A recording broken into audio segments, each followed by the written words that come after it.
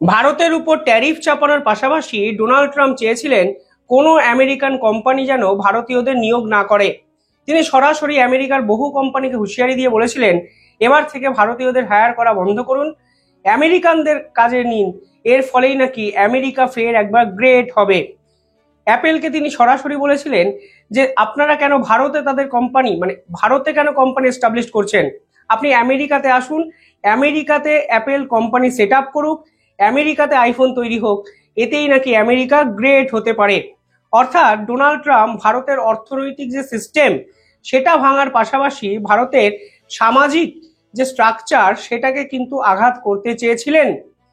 আমেরিকানরা কাকে কোম্পানিতে নেবেন, কাকে নিয়োগ করবেন, কাকে নিয়োগ করবেন না, এটা তাদের ব্যক্তিগত সিদ্ধান্ত। এর পরেও ডোনাল্ড ট্রাম্প এই আমেরিকার ইন্টারনাল কোম্পানিগুলোর ইন্টারনাল পলিসিতে ঢুকে তিনি সরাসরি তার যে ইগো সেটাকে কিন্তু এদের উপরে চাপাতে চেয়েছিলেন, যা আজকের দিনে একটি ডাটা প্রকাশ করে বলে দিচ্ছে তিনি সম্পূর্ণ ফেল করেছেন।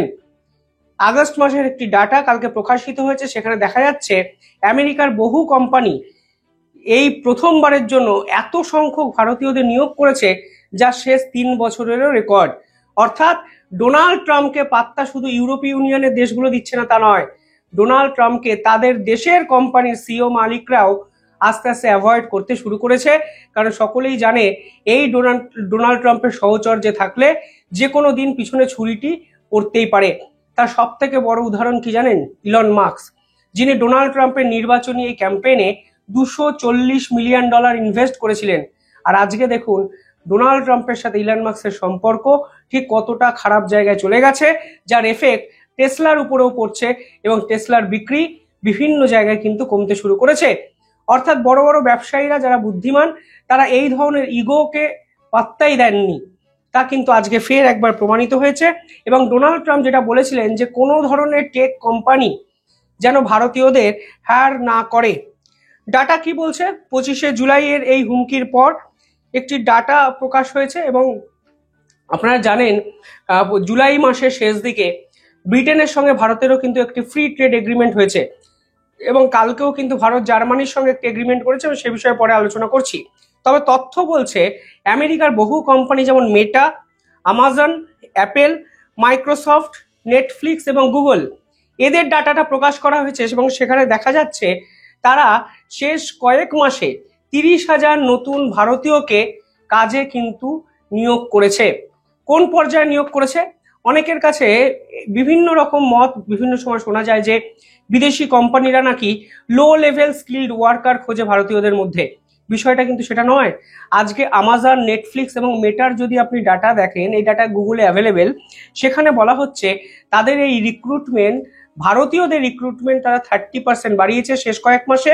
এমনকি তারা কিন্তু উল্লেখযোগ্যভাবে হায়ার লেভেল অফিসার এবং মিড লেভেল পোস্টে ভারতীয়দের কিন্তু নিয়োগ করতে শুরু করেছে।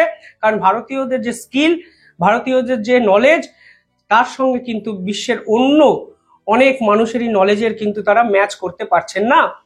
স্পেশালি কোন কোন সেক্টরে তারা নিয়োগ করেছেন? তারা এআই ওরিয়েন্টেড সমস্ত কাজকর্মে ভারতীয়দের নিয়োগ করতে শুরু করেছেন। তারা ক্লাউড কম্পিউটিং পার্টিকুলার সাবজেক্টে নিয়োগ করতে শুরু করেছেন। প্রোডাক্ট ইঞ্জিনিয়ারিং এই পার্টিকুলার সেক্টরে মেটা, গুগল, নেটফ্লিক্স সকলে নিয়োগ করছেন। সিকিউরিটি ম্যানেজমেন্টেও কিন্তু ভারতীয়রা রীতিমতো নতুন নিয়োগ পাচ্ছেন, যা কিন্তু অত্যন্ত গুরুত্বপূর্ণ। আপনারা ইতিমধ্যেই জানেন মাইক্রোসফট ভারতকে কথা দিয়েছে, ভারতের সঙ্গে তাদের চুক্তি হয়েছে প্রায় 2,65,000 স্কোয়ার ফিট একটি জায়গা তারা হায়দ্রাবাদে নিয়েছে নতুন অফিসের জন্য। অ্যাপেল অলরেডি ভারতের সঙ্গে একটি হাই ভ্যালু এগ্রিমেন্ট করেছে, যে এগ্রিমেন্টে তাদের যে নতুন অফিস শুরু হচ্ছে সেই অফিসের ভ্যালুয়েশনই প্রায় 1,000 কোটির কাছাকাছি, যা ব্যাঙ্গালোরে শুরু হচ্ছে। মেটা অলরেডি ভারতের নতুন টেক বিজনেস অফিস লঞ্চ করে দিয়েছে ব্যাঙ্গালোরে। এমনকি গুগল আনন্দে আপনারা জানেন আনন্দ ফ্যাসিলিটিও ব্যবহার করছে। অর্থাৎ আমি যেটা বোঝাতে চাইছি তা হলো ডোনাল্ড ট্রাম্প একটা রাষ্ট্রের প্রধান হয়ে তাদের দেশের কোম্পানিগুলো এই টেক জায়ান্টগুলোকে কন্ট্রোল করতে পারছে না, অথচ তিনি ভারতকে কন্ট্রোল করতে চেয়েছিলেন। তথ্য তো কখনো মিথ্যা কথা বলে না, তথ্যের উপরে দাঁড়িয়ে তৈরি হয় তত্ত্ব।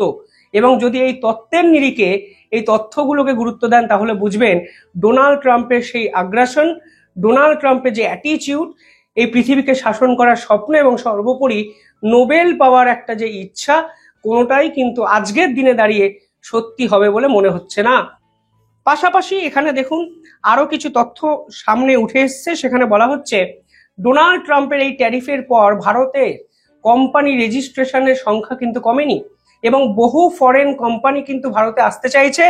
তথ্য বলছে আগস্ট মাসে এই সংখ্যাটা প্রায় 37% বেড়েছে। 2024 আগস্ট মাসের থেকে এই 2025 আগস্ট মাসে এই সংখ্যাটা 37% বেড়েছে। এবার এটা প্রমাণ করছে যে আগস্ট মাসে ডোনাল্ড ট্রাম্প ট্যারিফ লাগিয়েছেন, সেই ট্যারিফ লাগানোর পরেও ভারতের মার্কেটকেই পছন্দ করছে বিদেশি ইনভেস্টররা এবং ভারতের একাধিক কোম্পানিও নতুন করে স্টার্ট আপ হিসাবে পথ চলা শুরু করেছে। এবং এখানে আপনাকে ভারত সরকারের পলিসিকে অ্যাকসেপ্ট করতেই হবে, গুরুত্ব দিতেই হবে, কারণ অল্টারনেটিভ খোঁজার রাস্তা ভারত সরকার শেষ 1.5-2 মাস ধরে ক্রমাগত করেছে। তার সুফল কিন্তু আজকের ডাটা হিসাবে প্রকাশিত হয়েছে। সেখানে বলা হচ্ছে 20,170টি নতুন কোম্পানি তাদেরকে রেজিস্ট্রেশন করানো হচ্ছে ভারতে এবং তারা অ্যাপ্লাই করেছে এবং এর মধ্যে বহু বিদেশি কোম্পানি আছে এবং এলএলপি মানে লিমিটেড লায়াবিলিটি পার্টনারশিপ যে কোম্পানিগুলোর হয় সেই সংখ্যাটাও কিন্তু 22% বেড়ে হয়েছে 6,939। অর্থাৎ ভারতে অনেক নতুন কোম্পানি খোলা হচ্ছে, ফরেন ইনভেস্টমেন্ট আসছে, ফরেনার্সরা এখানে কোম্পানি খুলতে চাইছেন। সব মিলিয়ে যেরকম ধাক্কা দেওয়ার কথা ডোনাল্ড ট্রাম্প ভেবেছিলেন, আজকের দিনে দাঁড়িয়ে প্রমাণ হয়ে গেল যে ডোনাল্ড ট্রাম্প তার উদ্দেশ্য সফলে সম্পূর্ণভাবে ব্যর্থ হয়েছেন। পাশাপাশি কালকে আমেরিকার পক্ষ থেকে মুডির একটি রিপোর্ট প্রকাশিত হয়েছে যা কিন্তু ডোনাল্ড ট্রাম্পের কাছে অত্যন্ত বিপজ্জনক। মুডির এই রিপোর্ট পরিষ্কারভাবে বলছেন, যদি আপনারা স্টেট ডাটা দেখেন, মানে আমেরিকার বহু রাজ্যের যদি তথ্য দেখেন, যারা আমেরিকার জিডিপিতে 1/3 কন্ট্রিবিউট করে তারা কিন্তু অর্থনৈতিক মন্দার সামনে দাঁড়িয়ে আছে। এবং পরিষ্কারভাবে বলা হচ্ছে যে এই মুহূর্তে মানুষের হাতে টাকা কমতে শুরু করেছে। দৈনন্দিন জীবনের যে খরচ, সেই খরচ সামলাতে হিমশিম খেতে হবে ডোনাল্ড ট্রাম্পকে যদি এই ট্যারিফ খেলা এখনো চলে। এই ডাটা বলছে এবছর মুদ্রাস্ফীতি ছাড়িয়ে গেছে 2.7%, যা পরের বছর 4% গিয়ে পৌঁছাবে, যা আমেরিকার ইতিহাসে নিঃসন্দেহে নজিরবিহীন হতে পারে শুধুমাত্র ডোনাল্ড ট্রাম্পের এই ট্যারিফ এবং ইগোকে স্যাটিসফাই করার যুদ্ধের জন্য। ইনভেস্টররা নিশ্চয়তা পাচ্ছেন না। ইনভেস্টররা ইনভেস্ট করবেন কোন আশায়, যখন সরকারের পলিসি আনস্টেবল, যখন সরকার প্রধান নিজে আনপ্রেডিক্টেবল, তখন আমেরিকার মার্কেটকে আর কেউ ভরসাই করতে পারছে না। কারণ আজকে যার সঙ্গে তার ভালো সম্পর্ক, কালকেই দেখা যাবে তার বিপক্ষেই ডোনাল্ড ট্রাম্প ঘুম থেকে উঠে যাচ্ছে তাই বলছেন। আবার উদাহরণটা মাথায় রাখুন, ইলন মাস্ক। আজকের দিনে দাঁড়িয়ে যে রিপোর্ট আমাদের সামনে এসছে, আমি কিছুদিন আগে একটি রিপোর্ট করেছিলাম আপনারা জানেন, এবং সেই রিপোর্ট আজকেও আমি দেখছিলাম যে আমেরিকার এক মাসে আগস্টে 71টি বড় কোম্পানি রীতিমতো দেউলিয়া ঘোষণা করে দিয়েছে নিজেদেরকে। এবং ডোনাল্ড ট্রাম্পের ক্ষমতা আসার পর যখন তিনি ট্যারিফ শব্দটি বাজারে ভাসিয়ে দিয়েছেন, তারপর থেকে প্রায় 400টির বেশি কোম্পানি নিজেদেরকে দেউলিয়া ঘোষণা করেছেন, যার কারণই হলো এই যে সাপ্লাই চেন তা ভেঙে চুরে যাচ্ছে, ইনভেস্টররা ডিপেন্ড করছে না এবং আমেরিকার বাজার অত্যন্ত ভোলাটাইল হয়ে গেছে, কারণ মানুষের হাতে টাকা নেই। সরকার ইকোনমিক্যাল স্টেবিলিটি এবং স্ট্রাকচার সম্পূর্ণভাবে ভেঙে চুরে চুরমার করে দিয়েছে। এই প্রেক্ষাপটে দাঁড়িয়ে ডোনাল্ড ট্রাম্প নিজের দেশের অর্থনীতিকে বাঁচাতে না পেরে তিনি ভারতের অর্থনীতিকে ডেড ইকোনমি বলে দিয়েছেন, ভারতের অর্থনীতিকে ক্রাশ করে দেবেন বলে দিয়েছেন। এমনকি ভারতের উপর ট্যারিফ শুধু চাপিয়েছেন তা নয়, তার দেশের বহু টেক জায়েন্ট গুগল, মাইক্রোসফট, মেটার মতো কোম্পানিগুলোকে বলে দিয়েছিলেন ভারতীয়দের যেন না নেওয়া হয়। আজকের দিনে তথ্য বলছে তিনি সেখানেও ডাহা ফেল করেছেন, জোর ধাক্কা খেয়েছেন। যাই হোক, কমেন্টে জানাবেন আপনারা কিভাবে দেখছেন এত বড় ডেভেলপমেন্টটি। ধন্যবাদ।